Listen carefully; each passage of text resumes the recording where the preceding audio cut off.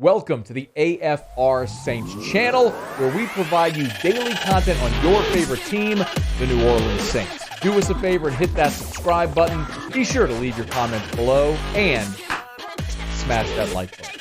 Who dat?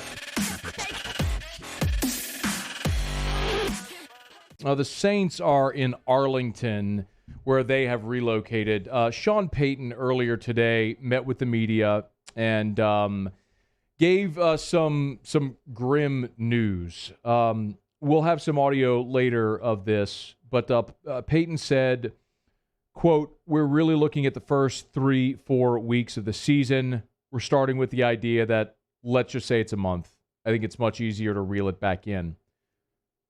He went on, so I think it's the first quarter of the season, the first 4 weeks, knowing we can adjust if need be. Certainly, we know for the upcoming weeks, we're not looking past that, and really, that's not a challenge logistically for these places. So, today is cut-down day in the NFL. Rosters are going from 80 to 53. Those cuts had to be made 17 minutes ago, 3 o'clock Central. So we're going to start getting word, and you'll start to see them rolling in who the players are that have not made it with to the 53. And I want to reiterate something. It's not the final 53. It's always the first 53. Because you'll cut down from 80 to 53. Well, 31 other teams have also made roster cuts from 80 to 53. So 31 other teams also said farewell to 27 players. Somewhere in that glut, there are going to be a player or players that the Saints want to sign. So, yes, this is the cut down to 53, but invariably, someone is going to be cut from another team that the Saints want to add. So, in so doing, they're going to have to cut someone who initially makes the 53. So, again, it's never the final 53. It's the first 53. We also found out today that Mike Thomas is going to start the season on PUP, which means he will not be eligible to return for 6 weeks. So he's allowed to miss the first 6 weeks. So it's 5 games. Week 6, the Saints have their bye.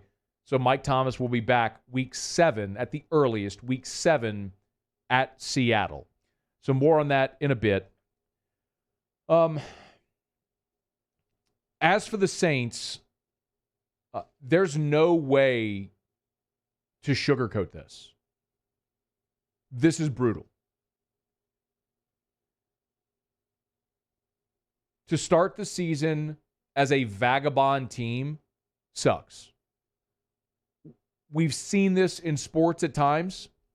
We saw it with the 2005 Saints, the Katrina Saints. They were a 3-13 football team that played a home game against the Giants at the Meadowlands, and they played home games in Baton Rouge and San Antonio. It was a miserable season.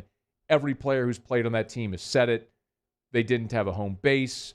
Sometimes they were working out at high school stadiums, free weights in the end zones of stadiums wherever they could get them. I don't know that this is going to be that. But this is, for an NFL franchise, it's just the worst possible situation to be a nomad team, to not have a home base. You know, look, we just saw this with the Blue Jays.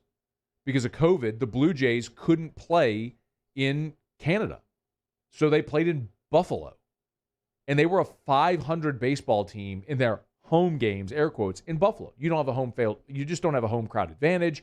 You're not sleeping in your bed. You don't have your family with you. All of the amenities. You're not playing, the Blue Jays weren't playing in a major league stadium with major league amenities. Now, is probably be a little bit different for the Saints. If they're in Arlington or wherever they may be, they're going to have those NFL amenities, but it's not going to be playing in the dome in front of your fans. And so week 1, you're playing the Green Bay Packers. You're likely going to be playing that game in Arlington. Remember, the Cowboys opened the NFL season on that Thursday night against the Bucs in Tampa. So that Sunday, AT&T Stadium in Arlington is available.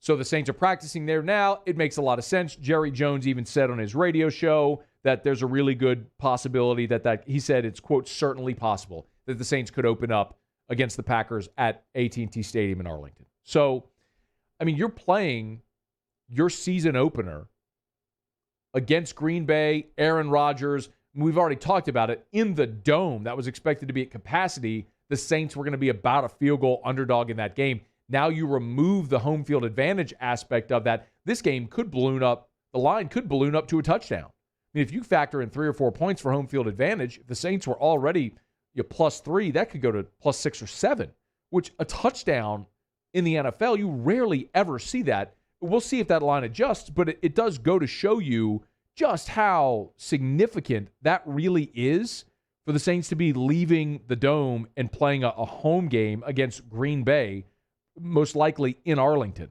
So we'll wait and see, what that final decision is on that game and where it's played. But again, it's likely going to be played there in Arlington. We'll wait and see how that all plays out. When you look at the beginning of the season for the Saints, as we mentioned, they open up against Green Bay, and then you're going to have back-to-back road games. You're going to play at New England, and you're going to play at Carolina. If there is a benefit, and yes, that means you will have been on the road for a month, away from home, but week 2, when you're at Carolina, you're playing against not a new quarterback, but Sam Darnold in that offense. Got my USC quarterbacks confused. Sam Darnold in that Joe Brady offense in Carolina, who I think will be really good, but if you're going to catch him, I think you'd rather catch him early than late, so especially on the road. So maybe that's a favorable situation to play them early. And then, of course, maybe the most significant news of the day with respect to roster cuts is that New England cut Cam Newton. So you're going to face Mac Jones. You're going to be facing a rookie quarterback in week 3. Again, another guy who likely is going to get better throughout the season. But if you're going to play him, you'd rather play him early. So maybe the schedule shapes up okay, considering who you're playing in weeks 2 and 3. But then week 4, you got the Giants, and that's a home game, and you've got to be back in the dome for that game. I could imagine the groundswell of emotion if that's the first game for the Saints back in the dome after Ida, as the city's coming back to life, if they're able to get back in there and have fans in the dome on October the 3rd against the Giants, week 4. And then week 5, they're in D.C. against the Washington football team. So, and then you have your bye. Then you play the Seahawks week 7. And then you're home against the Bucs week 8 and the Falcons week 9. So you'd hope that everything's back on track there. But if you could circle October the 3rd at home against the Giants, that would be the one. And we've talked about this really throughout the offseason since this schedule was released. In my opinion, when you look at this Saints team, the key to them being a playoff contender come November, December is going to be those first 5 games. Somehow, some way, they've got to find a way to get to 3-2 to start the season in those first 5. That is going to be made even more complicated by the fact that you're likely going to be away from home for a month now. But if you've got to find a way to get to 3-2 to start the season, because weeks after you bye in week 6, you go to Seattle, you'll have Mike Thomas back there. You should have Will Lutz back then. David Onyemata's got to miss 6 games, so he'll be back for that home game against Tampa in week 8. That's whenever you should be whole again, and you can make your run if you haven't dug yourself too deep a hole. 2 and 3 becomes challenging. 1 and 4, you're almost out of it. So I've put a tremendous amount of emphasis on how this team starts, and we've seen this with Sean Payton teams before. Those back-to-back-to-back 7-9 teams, when you start 0-3 or 1-4, it's just too deep of a hole to dig out of. And we've seen those teams dig all the way back and fight, scrap, and claw to get back to 500, only to run out of gas down the stretch. It's why this team has to start strong, which is made even more complicated now, obviously, by the fact that they won't be home for a month. So I would circle that game against the Giants and say, you got to be back in the dome. You got to be back in the dome for the game against the Giants, because that's the home game. That's the game in your first 5 where you go, yep, you should be able to. It's the any given Sunday thing in the NFL, I get it, but if there is ever one that you should be able to scribble a W in Sharpie next to, it's that home game against the Giants. You got to be able to get that one and somehow find a way to get 2 other wins among those 5.